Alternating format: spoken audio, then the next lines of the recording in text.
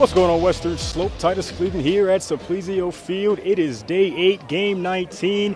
The lights are bright and the stakes are even brighter. You got the top dog, Walter State Senators, who's lived up to the hype as the #1 team coming into this tournament. They're heading up against Salt Lake, the Bruins, who's been the underdog, but they've clawed and scratched their way to the championship game. Both teams are facing off for the first time today, and it's for the big one, folks. Walter State's looking for their second title in program history. The Bruins are looking for their first ever. But before we dive in to see how these teams match up against each other, let's take a look at how both teams made it to the big dance.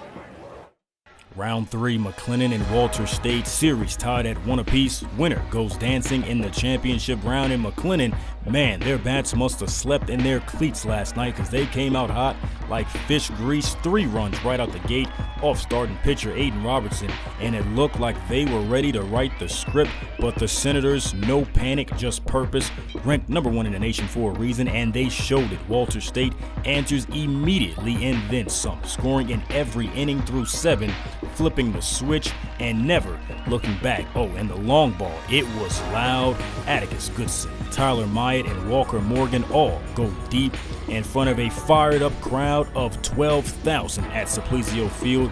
And as for Robertson, after a rocky first, he gets in his bag, tossing 6 in 2 gutsy innings, gives up 8 runs on 12 hits, and strikes out 8 and picks up his second win of the tournament. The Highlanders swing, but the Senators, they sting. Walter State takes the series in Game 3 by a score of 11-9, booking their ticket to the big one.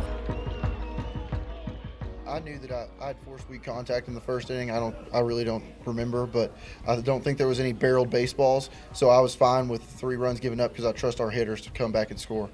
And yes, we've scuffled a little bit out here in this tournament, but part of that, I think, is we've got a whole group of guys that have never played in anything like this. I mean, you know, and until you've actually experienced it, there's nothing like it. You know, to just throw kids who have never played in front of more than 100 people in front of 12,000 people and say, hey, go do your job and don't be nervous. Well, guess what? It's not as easy as it, you know, it might sound. So. Yeah, well, the Senators, they were not nervous, and you heard Coach Wright, 12,000 was here last night at Simplesio Field. As this game gets started, I see the crowd, they're starting to settle in. I would expect the same number for this championship game. As for the Bruins, they punched their ticket Thursday. Our Big Will Levinson had the coverage on how the Bruins made it to Saturday championship game.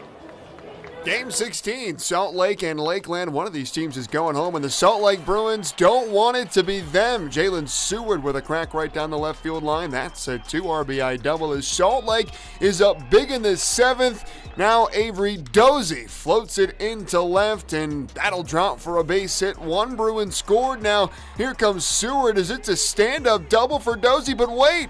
The throw is awry, so Dozie can head over to third, but that's not it. The ball is lost somewhere in the dugout, and so Dozie can stroll his way home as Salt Lake, now up 10, has enough for the run rule in the 7th. And while it was Jackson Grossman's day for the Bruins on the mound, allowing just 2 through 6, it's Dan Brousseau who puts a fork in this one as Salt Lake is on to Friday. They get it done on the run rule. 12-2 is the final from Thursday afternoon. Extremely proud. Salt Lake's never been in this situation before, so we're pumped. It took a lot to get here from our players, and I know they're gassed. The last 2 days coming into this one, we wanted this matchup again. It worked out to where we were able to get it, and the guys competed their tails off. And we're thrilled and excited for the next opportunity, and we'll see where it takes us next. And as for Walter State, the Senators walk in as the #1 team in the country, ranked, respected, and ready. Coming into the championship game, they sit in the top 5 in batting average, runs batted in, and hits in the tournament.